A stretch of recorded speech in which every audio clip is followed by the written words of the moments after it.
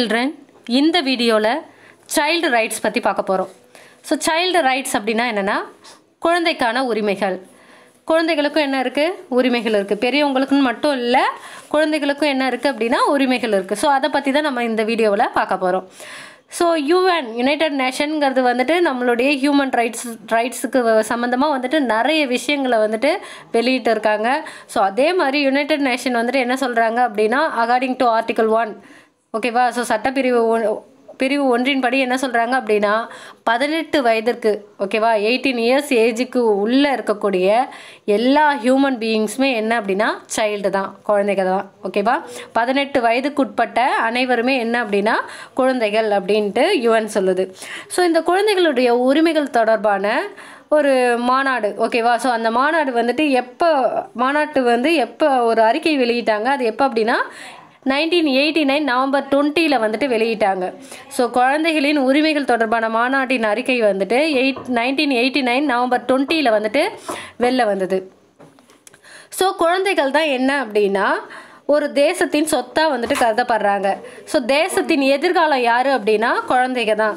So அந்த குழந்தைகள் வந்துட்டு எவ்வாறு வளர்கிறாங்க, எவ்வாறு முதிர்ச்சி அடைகிறாங்க அப்படிங்கிறது எல்லாமே என்ன அப்படின்னா அந்த நாட்டை வந்து சார்ந்தது. ஸோ குழந்தைகள் வளர்ந்தாங்க அப்படின்னா, குழந்தைகள் வந்துட்டு ஒரு நல்ல சிட்டிசனாக வளர்ந்தாங்க அப்படின்னா அந்த நாடும் வந்துட்டு செழிப்பாக இருக்கும். தவறான வழியில் குழந்தைகள் மாறுறாங்க அப்படின்னா அதனால் அந்த நாடும் பாதிக்கப்படும். அதனால் இந்த குழந்தைகளை வந்துட்டு பாதுகாப்பது, தவறான பயன்பாட்டிலிருந்து தவறான வழிக்கு செல்லாமல் குழந்தைகளை பாதுகாப்பது வந்து நம்ம சொசைட்டியோட ஒரு முக்கிய நோக்கமாக இருக்குது. ஸோ அதனால் இந்தியாவில் வந்துட்டு குழந்தைகளின் உரிமையை பாதுகாக்க நிறைய லாஸ்லாம் வந்துட்டு போட்டிருக்காங்க. புரியுதா இது வரைக்கும் என்ன சொல்கிறோன்னு? சைல்டு ரைட்ஸ் அப்படின்னா குழந்தைகளுக்கான உரிமை. ஸோ அந்த குழந்தைகளுக்கான உரிமைகளுக்காக வந்துட்டு யுஎன் வந்துட்டு நிறைய ஸ்டெப்ஸ் எடுத்திருக்காங்க. ஸோ 18 இயர்ஸ்க்கு உட்பட்ட எல்லாருமே அவங்க என்னென்னு தான் சொல்கிறாங்க அப்படின்னா குழந்தைகள் தான் சொல்கிறாங்க. ஸோ குழந்தைகள் தான் வந்துட்டு நம்மளுடைய தேச சொத்து அப்படின்ட்டு சொல்கிறாங்க. ஸோ நம்மளுடைய கண்ட்ரியோட ஃப்யூச்சர் அப்படிங்கிறது யார் அப்படின்னா குழந்தைங்க தான்.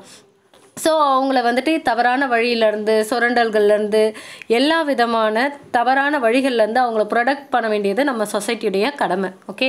ஸோ யுஎன் என்ன பண்ணுறாங்க அப்படின்னா 1978 அப்படிங்கிற இயரை வந்துட்டு இன்டர்நேஷ்னல் இயர் ஆஃப் விமன், சர்வதேச பெண்கள் ஆண்டாக அறிவிச்சிருக்கு. அதே நேரத்தில் 1979 அதுக்கு அடுத்த இயரை வந்துட்டு இன்டர்நேஷ்னல் இயர் ஆஃப் சில்ட்ரன், சர்வதேச குழந்தைகள் ஆண்டாக வந்துட்டு யுஎன்ஓ அதாவது ஐக்கிய நாடுகள் சபை ஓகேவா அறிவித்திருக்கு. ஸோ இதன்படி right to education act RTE அப்படின்னு சொல்லுவாங்க. ஸோ ஆர்டிஇங்கிறது வந்துட்டு ஒரு பெஸ்ட் ஸ்கீம். ஸோ இந்த ஸ்கீம் வந்துட்டு என்ன பண்ணுது அப்படின்னா ஃப்ரீ அண்டு கம்பல்சரி எஜுகேஷனை ப்ரொவைட் பண்ணுது எல்லா சில்ட்ரனுக்கும், எல்லா குழந்தைகளுக்கும் இலவச மற்றும் கட்டாய கல்வியை வழங்குறது தான். அதுவும் ஏஜ் என்ன அப்படின்னா 6 to 14 இயர்ஸ் ஏஜுக்குள்ள எல்லா குழந்தைகளுக்கும் ஃப்ரீ அண்ட் கம்பல்சரி எஜுகேஷனை ப்ரொவைட் பண்ணுது according to article 21A. Okay. Next வந்துட்டு the child labour act. Child labour act அப்படின்னா குழந்தை தொழிலாளர் தடுப்பு சட்டம், குழந்தை தொழிலாளர் சட்டம், அதாவது தடை மற்றும் சீரமைப்பு சட்டம் அப்படின்னு சொல்லலாம். Prohibition and regulation act 1986. இதுக்கு முன்னாடிலாம் பார்த்தோம் அப்படின்னா எல்லா இடத்துலையும் குழந்தைகள் வந்துட்டு வேலை செய்வாங்க. தீப்பெட்டி தொழிற்சாலைகளில் குழந்தைங்க வேலை செஞ்சுருக்காங்க. எல்லா இடத்துலையுமே வந்துட்டு என்ன பண்ணாங்க அப்படின்னா குவாரிகள்லாம் வந்துட்டு குழந்தைகள் வந்துட்டு வேலை செஞ்சுட்டு இருந்தாங்க. சின்ன சின்ன கடைகளில் வந்துட்டு குழந்தைகள் வேலை செஞ்சுட்டு இருந்தாங்க. ஸோ இதை தடுக்கிறதுக்காக என்ன ஆச்சு அப்படின்னா இந்த ஆக்ட் வந்துச்சு. So the child labour act, prohibition and regulation act வந்துட்டு 1986 வந்து. இதன்படி வந்துட்டு என்ன சொல்றாங்க அப்படின்னா 15 வயது பூர்த்தியடையாத எந்த ஒரு குழந்தையும் வந்துட்டு வேலை செய்யக்கூடாது, வேலைக்கு அமர்த்த தடை, யாருமே என்ன பண்ணக்கூடாது, வேலையில் அமர்த்தக்கூடாது, குழந்தைங்களை வேலை வாங்கக்கூடாது அப்படிங்கிறது சட்டமாக வந்தது. அதுக்கு அடுத்தது the juvenile justice act 2000, care and protection of children, அதாவது சிறார் நீதி சட்டம் 2000 அப்படிங்கிறது குழந்தைகளை பராமரித்தல் மற்றும் பாதுகாத்தல். ஸோ இந்த சட்டப்படி என்ன சொல்கிறாங்க அப்படின்னா போதுமான கவனிப்பு இல்லாமல் குழந்தைங்க இருப்பாங்க இல்லையா. ஸோ அந்த குழந்தைகளை வந்துட்டு நட்பு ரீதியாக வந்துட்டு அணுகி அவங்களுக்கு தேவையானதை செஞ்சு கொடுக்கக்கூடிய ஒரு முயற்சியை வந்துட்டு மேற்கொள்ளுது ஓகேவா. ஸோ ஜுவினைல் ஜஸ்டிஸ் ஆக்ட் அப்படின்னு பார்க்குறப்ப வந்துட்டு சில்ட்ரனை ப்ரொடெக்ட் பண்ணுறதுக்காக வந்துட்டு கவர்மெண்ட் எடுத்த ஒரு ஆக்ட். ஸோ இதன்படி என்ன பண்ணுறாங்க, அவங்க யாருமே இல்லாமல் கவனிக்க யாரும் இல்லாத குழந்தைங்களை வந்துட்டு எடுத்து அவங்களுக்கு வந்துட்டு தேவையான ஹெல்ப்பை வந்துட்டு ப்ரொவைட் பண்ணிட்டு இருக்காங்க.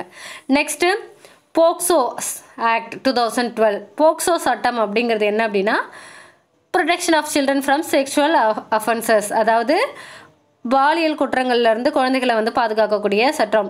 நிறைய பெண் குழந்தைகள் வந்துட்டு பாதிப்புக்குள்ளாகிறாங்க. ஸோ அவங்கள பாதுகாக்கக்கூடிய ஒரு சட்டமாக வந்துட்டு இந்த போக்சோ சட்டம் வந்துட்டு இருக்குது. 2012 வந்தது. ஸோ இதில் வந்து குழந்தைகள் நலனையே வந்துட்டு முக்கிய அம்சமாக வந்துட்டு கருதுறாங்க. ஓகேவா? ஸோ மெயின் தீம் என்ன, இந்த ஆக்ட் எல்லாம் எதுக்காக அப்படின்னா சில்ட்ரனை வந்துட்டு ப்ரொடெக்ட் பண்ணுறதுக்காக தான். ஸோ எல்லா குழந்தைங்களுக்கும் எஜுகேஷன் கிடைக்கணும் அப்படிங்கிறதுக்காக தான் ஆர்டிஇ. அதுக்கடுத்து வந்துட்டு அவங்க வந்து 15 வயதுக்குட்பட்ட குழந்தைகள் வேலை செய்யக்கூடாது அப்படிங்கிறதுக்காக தான் வந்துட்டு என்ன ஆக்ட் வந்துச்சு, சைல்டு லேபர் ஆக்ட். ஓகேவா? அதுக்கு அடுத்தது பார்த்தோம் அப்படின்னா யாருமே இல்லாமல் கவனிக்க ஆள் இல்லாத குழந்தைங்களுக்கு வந்துட்டு ஹெல்ப் பண்ணணும் அப்படிங்கிறதுக்காக த ஜுவினைல் ஜஸ்டிஸ் ஆக்ட்.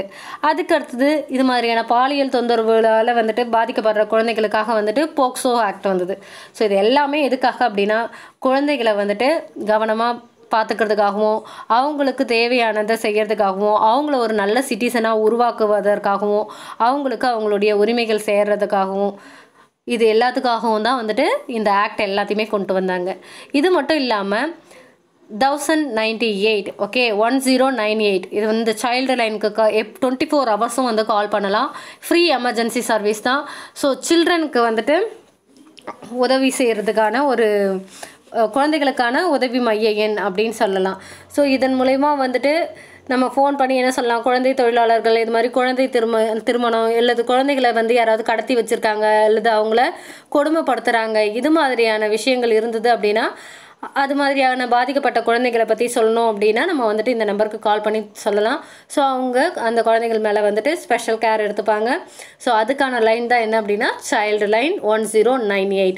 ஓகேவா? ஸோ இந்த 1098 அப்படிங்கிற நம்பரில் வந்துட்டு நம்ம குழந்தைகளுக்கு எதிராக வந்துட்டு யாராவது நடந்துக்கிட்டாங்க அப்படின்னா அது எல்லாத்தையுமே நம்ம தெரிவிக்கலாம். Okay, any doubt? தேங்க்யூ.